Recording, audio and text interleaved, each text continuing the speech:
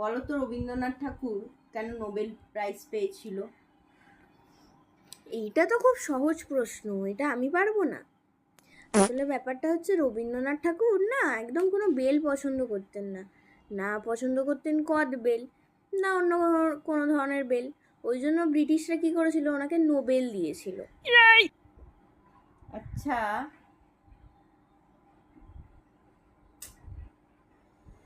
যা তা। আচ্ছা, এটা বলো তো তুমি কেন পড়ো?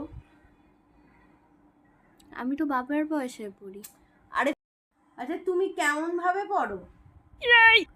আমি স্বপ্নে পড়ি। আরে বাবা, তুমি পাশ করবে তো?